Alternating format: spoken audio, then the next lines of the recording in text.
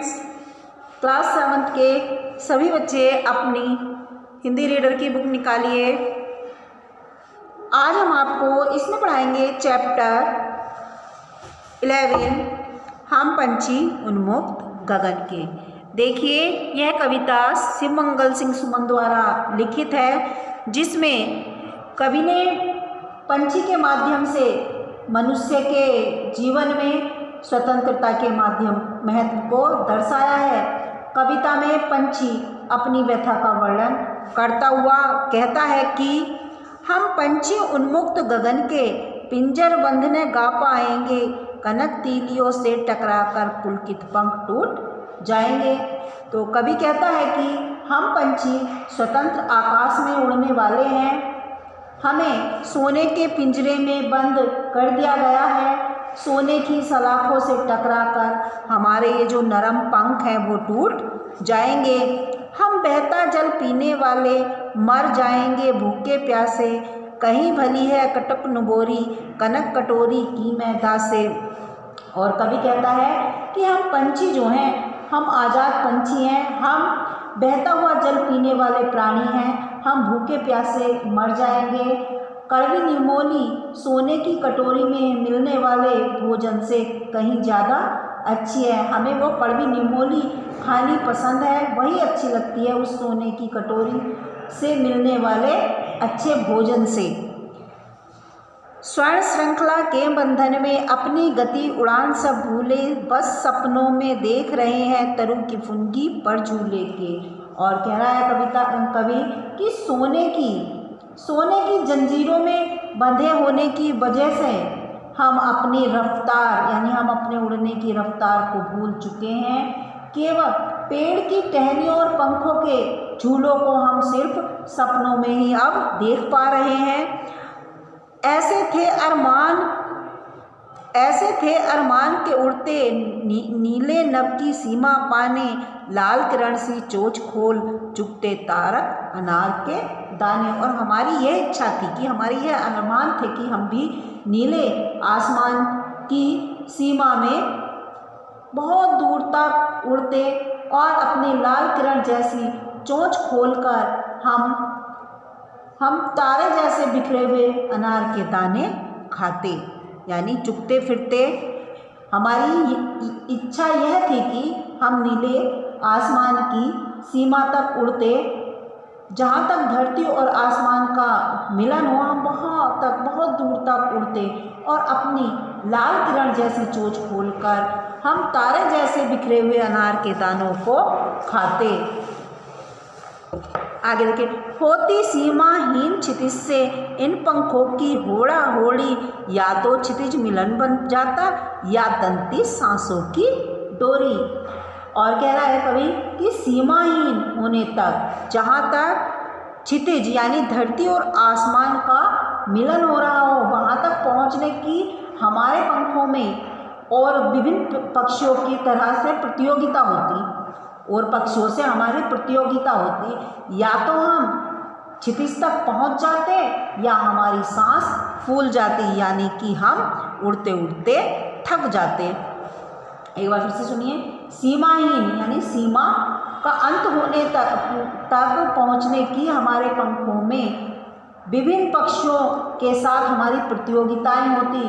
तो उस प्रतियोगिता में या तो हम क्षितिज तक पहुंच जाते या फिर हम थककर हमारी सांसें जो वो फूलने लगती। नीड़ ने दो चाहे टहनी का आश्रय छिन भिन कर डालो, लेकिन पंख दिए हैं तो आकुल उड़ान में विघ्न न डालो। अब लेखक कह रहा है कि हमें चाहे घोंसले ना दो, चाहे हमें रहने के लिए टहनियाँ ना दो, लेकिन चाहे हमारे रहने के स्थान को छिन भिन कर डालो, लेकिन हमें अगर भगवान ने पंख दिए हैं तो हम ऊंची उड़ान जरूर उड़ जाएंगे, लेकिन तुम हमारे इस उड़ान में किसी तरह की बाधा मत डालो। ये देखिए, ये चैप्टर की रीडिंग थी। आइए अब इसके क्वेश्चन आंसर करते हैं। सही विकल्प पर सही का चिन्ह लगाइए। पंछी कैसी उड़ान में विघ्न डालने के लिए कह रहा है? आकुल, ऊंची, नीची। पंछी कैसी उड़ान में विघ्न डालने के लिए कह रहा है। कैसी उड़ान, आकुल उड़ान, तो इसका है ऊंची उड़ान। सेकंड पे लगाइए ऊंची उड़ान पर। अब पंछी टहनी पर क्या बनाते, टोपी, मकान, नीड़, तो इसका सही आंसर है नीड़। नीड़ पर लगाइए सभी बच्चे निशान। थर्ड है उनके पुलकित पंख किससे टकराकर टूटेंगे, लोहा तीलियों से, लकड़ी तीलियों से या कनक तीलियों से, तो इसका सही आंसर है कनक तीलियों से। सभी बच्चे इस पर निशान लगाइए।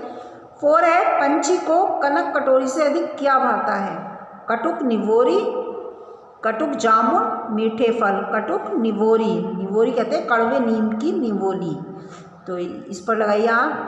फिर है पंछी अपने पंखों की होड़ा होड़ी करके कहाँ पहुँचना चाहता है, क्षितिज, देश की सीमा, जंगल की सीमा, तो इसका सही आंसर है क्षितिज, क्षितिज तक। तो आइए अब इसके क्वेश्चन आंसर करते हैं।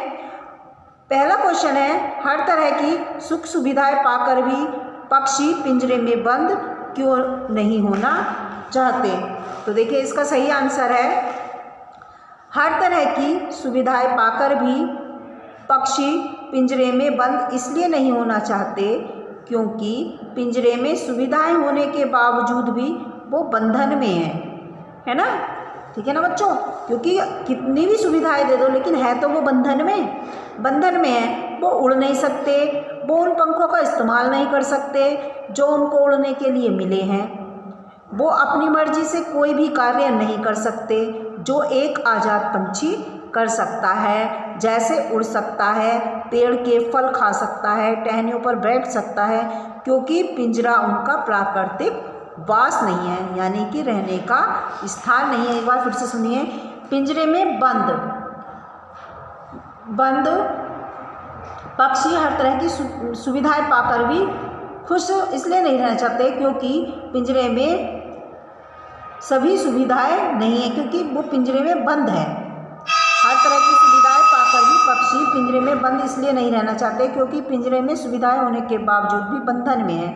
वो उड़ नहीं सकते, वो उन पंखों का इस्तेमाल नहीं कर सकते जो उनको उड़ने के लिए मिले हैं, वो अपनी मर्जी से कोई भी कार्य नहीं कर सकते जो एक आज़ाद पंछी कर सकता है। उड़ सकता है, पेड़ के फल खा सकता है, टहनियों पर बैठ सकता है, क्योंकि पिंजरा उनका प्राकृतिक वास नहीं है। सेकंड क्वेश्चन है आपका, पक्षी उन्मुक्त रहकर कौन कौन सी इच्छाएं पूरी करना चाहते हैं, तो इसका आंसर है पंछी उन्मुक्त होकर बहता जल पीना चाहते हैं, पेड़ों के फल खाना चाहते हैं, पेड़ों की टहनियों पर बैठना चाहते हैं, अपने पंखों के झूलों पर झूलना चाहते हैं, सीमाहीन क्षितिज को छूना चाहते हैं, अनार के दाने खाना चाहते हैं। ठीक है ना, एक बार फिर से देखिए, पंछी उन्मुक्त होकर बहता जल पीना चाहते हैं, पेड़ के फल खाना चाहते हैं, पेड़ों की टहनियों पर बैठना चाहते हैं, अपने पंखों के झूलों पर झूलना चाहते हैं, सीमाहीन क्षितिज को छूना चाहते हैं, अनार के दाने खाना चाहते हैं। आगे देखिए, पक्षी अपनी गति और उड़ान कैसे बंधन में बांधते हैं, पक्षी अपनी गति और उड़ान को ऐसे बंधन में बांधना चाहते हैं, कभी कहना चाहते हैं कि जब वो क्षितिज को छूने की दौड़ लगाते हैं तो या तो वो क्षितिज को प्राप्त कर लेते हैं या थक जाते हैं, अर्थात बहुत दूर तक सफलतापूर्वक उड़ते हैं और थककर हाँफने लगते हैं, पर हर हाल में खुश रहना चाहते हैं। अब कवि ने क्यों कहा कि पंछी भूखे प्यासे मर जाएंगे, उन्होंने इसलिए कहा है कि हमें सोने के पिंजरे से अच्छा है, सोने के पिंजरे से अच्छा है कि हम भूखे प्यासे ही मर जाएं। ठीक है ना। नीले नभ में उड़ते हुए पंछी क्या अरमान रखते थे अपने मन में, नीले नभ में उड़ते हुए पंछी अपने अरमान यही रखते थे कि हम बहुत दूर तक जाएं, कि वो क्षितिज को छूने की दौड़ लगाते या तो क्षितिज को प्राप्त कर लेते। इसका भी वही है, इन दो का आंसर ऊपर ही है। तो आप क्वेश्चन 4 तक करेंगे। ठीक है, अब है आपका क्वेश्चन, निम्नलिखित शब्दों के तत्सम और तद्भव रूप लिखो। कटुक कड़वा, नव आकाश, तारक तारे, निवोरी निमोली, क्षितिज जहाँ धरती और आसमान का मिलन हो, जहाँ धरती आसमान का मिलन हो।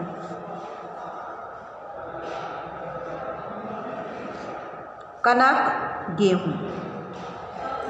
अब पर्यायवाची स्वर्ण सोना, धतूरा, तरु पेड़ वृक्ष। सोना और सोना दोनों ही लिख लो। नभ आसमान, गगन, जल, नीर, पानी। यह आपका चैप्टर 11 समाप्त हो चुका है। आज के लिए इतना ही। धन्यवाद बच्चों।